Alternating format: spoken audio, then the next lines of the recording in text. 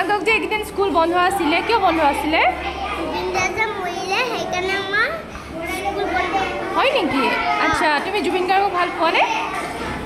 তুমি তেওঁ গান গাব জানা গোৱাচোন এটা